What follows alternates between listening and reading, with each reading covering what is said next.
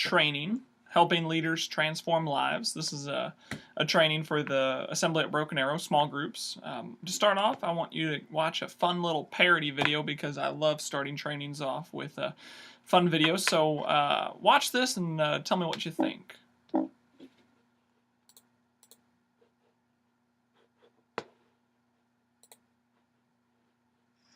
Good morning, Reagan. Good morning.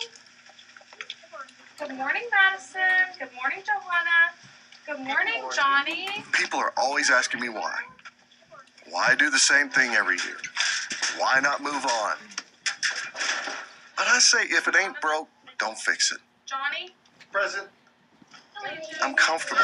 I know the routine. United States of America and to the republic. I don't want to brag, but I'm pretty popular around here. I do really well in sports. No, not my house. Well, I'm just very successful here. Why would I go and mess that up by graduating? I mean, in the first grade, I may not know all the answers. The Dog. The hours are longer. I hear they don't even have nap time. I mean, I just don't see the upside. Then first grade leads to second grade, second to third. It's really good. Then you're in high school reading boring books with no pictures. 3, 4, 5. But he was Still hungry. Next thing you know, people expect you to get a job and give up summer vacation. No, sir. I think I found my niche. Thank you very much. Home sweet kindergarten. Besides, I mean, what if I failed first grade? How humiliating would that be? No, just don't think I could handle that kind of embarrassment. And sometimes letter Y too.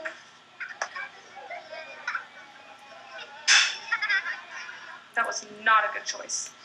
Very disappointed.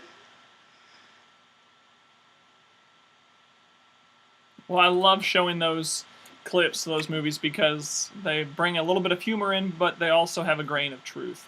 You guys are the frontline soldiers of the group ministry, and you really help people take their faith from being a faith of kindergarten-like faith to being mature in their walk. And so I really applaud you for being here and watching this training. I want to go over an overview of what we're going to be discussing today, and then we'll proceed onward. But today we're going to be talking about the spring semester. We're going to be talking about some new curriculum pieces that we've added to the library. We're going to talk about attendance taking, and then we're going to do a short little training on subgrouping. But to start off, it is the spring semester, and we love the spring semester here at the Assembly. We get to see the beautiful weather start to come in, or in our case, you know, this past year it's been quite hectic. But the January semester did begin in January, or the spring semester did begin in January. I want you guys to begin processing through what your group plans are for the summer. And I wanted to let you know that we will have a small groups appreciation lunch. That date hasn't been set yet, but be looking out for that in the month of May. And then I really encourage you and challenge you to serve together as a group at the Easter Outreach. And that date is April 19th. And that's going to be at the South Campus. So make sure you get your group out there to serve. Last year we had 6,000 people show up for that outreach, and this year we're anticipating it to be the same or maybe even a little bit bigger. And with 6,000 people, we're going to need quite a few volunteers, and there's no better time to serve than when we're serving 6,000 people.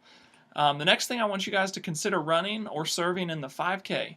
On May 31st. This is a very important time. Last year we had 400 runners out for that day, and we needed quite a few volunteers. We had them, but we could always use more. So consider running or serving in that 5K and get stronger. As far as curriculum goes, we have added a few new items to our curriculum. These are just some of them. We've added Not a Fan, God's at War, Experiencing God, The Purpose-Driven Life, the new one, and many more. And Right Now Media also has been updated. There's now over 2,000 titles, and they're adding Right Now Kids very shortly. I want to have you watch this small little video on Right Now Media just to make sure that you understand what all it has to offer. When your church subscribes to Right Now Media, You get instant access to Bible studies for youth groups, Sunday school, home groups, children, counseling, parents, personal devotion, and more. From David C. Cook, Tyndale, Thomas Nelson, Zondervan, Bluefish TV, Crown Financial, and others. With teachers like Tim Keller, Francis Chan, Max Lucado, Dave Ramsey, Phil Vischer, Matt Chandler, Eric Mason, Andy Stanley, Bill Hybels, Margaret Feinberg, Gary Thomas, and Louis Giglio. Instantly stream over 1,000 Bible study videos online, anytime, anywhere, for anyone in your church. Group leaders, youth pastors, families, anyone. Everything can be previewed online, so you can search and find exactly what you need. Right Now Media brings you a library's worth of content without taking up a library's worth of space. Video Bible studies for everyone in your church, right now.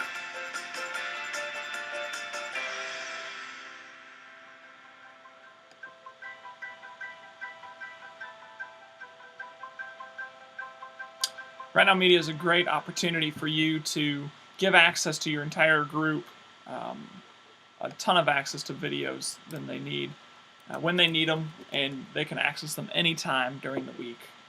All you have to do is go in there and you can give them access to them. I want to talk about Not a Fan. This is a new curriculum piece that we've purchased in the past year. It's written by Kyle Idleman, and the curriculum is cinematic in nature.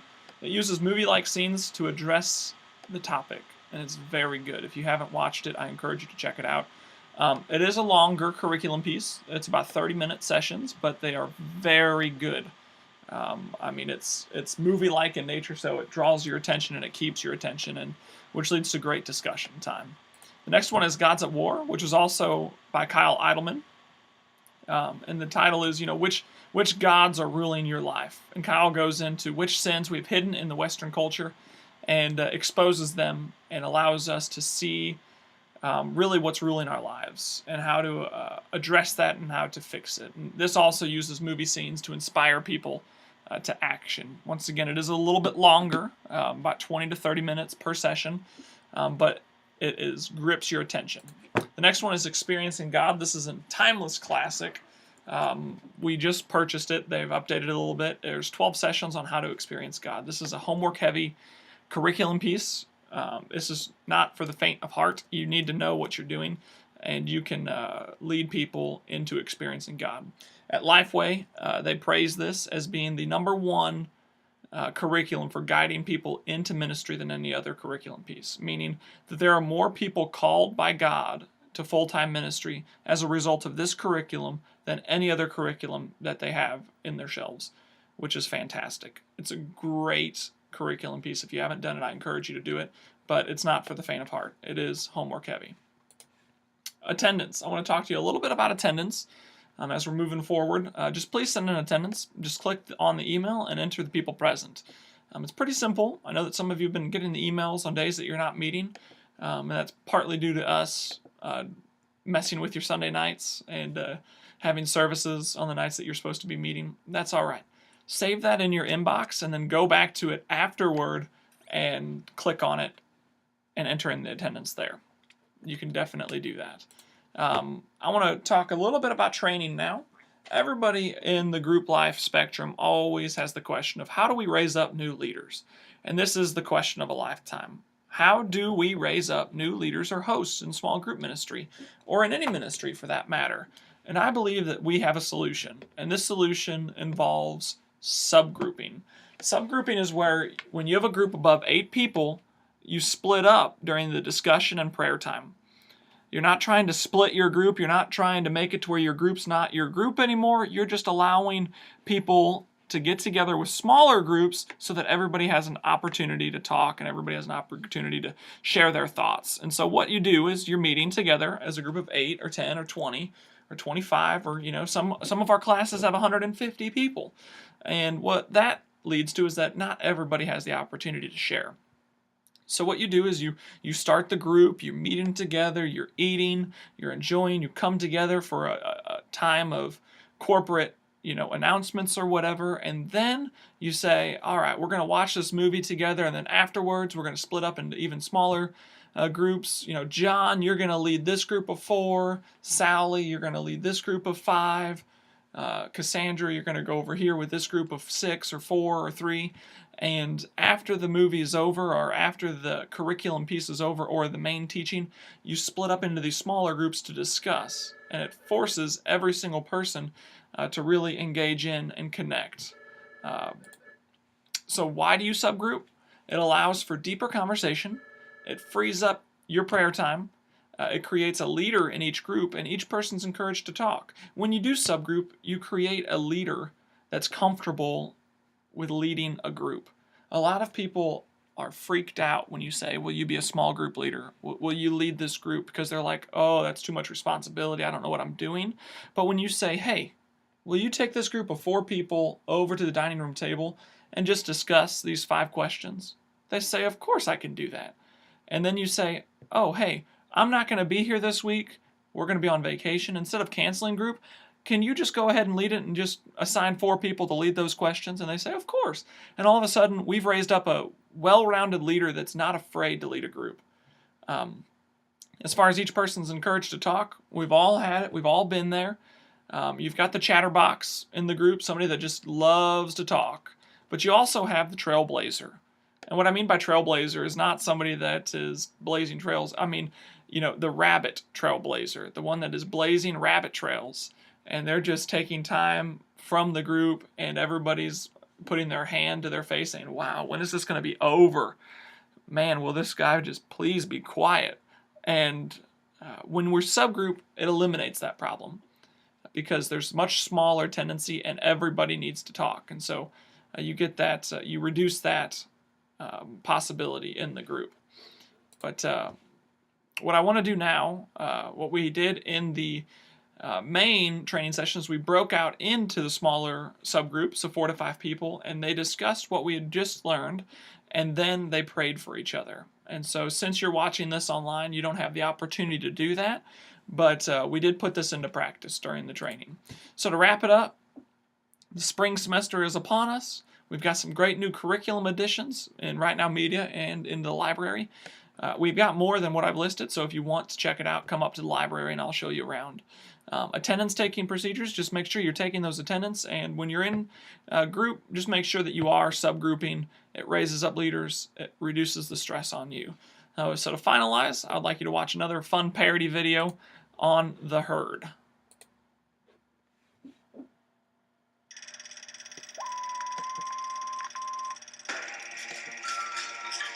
The herd. Many species utilize this sociological system. A pride of lions, a parade of elephants, and a battery of barracudas. Today we will observe in depth the dynamics and behaviors of the Christian small group. First, the group gathers. The females give a variety of greetings. The handshake, the one-armed hug, and the wave. The males greet in a much different fashion. The shake then hug, the fist bump, and the nod. Notice the bulky male. Let's call him Jim. He gives the dreaded overly long hug. There is no escape now for the group leader Greg. Nourishment is an essential part to begin small groups. This is the time where the group engage in friendly conversations. Take a look at Steve, for instance. He is taking full advantage of the feeding ground. He will be well prepared for the long winter to come. Vital to the herd's well-being in the real jungle, prayer requests give the group a chance to express their concerns and problems with their time away from the herd. There is Susan, the confessor. She pours out her soul every week, often in great detail. It makes most of the group feel very uncomfortable, especially the males. Ah, look, there's the low talker. He always offers great insight, and everyone in the group would admire his opinion if they could only actually hear him. Only certain species of owls could fully comprehend his dialect. There is the group's overtalker. Let's call him Chatty. He could go on for hours on what God has taught him 15 minutes ago. And to no one's surprise, the late arrival. We'll call him Tardy. His presence is not unlike a sick animal endangering the herd. Still a part of the group and always welcome, but certainly not reliable enough for carpooling. As Greg closes the small group in prayer, the herd comes together, and despite all their quirks and their personalities, they become unified, and thus the herd thrives.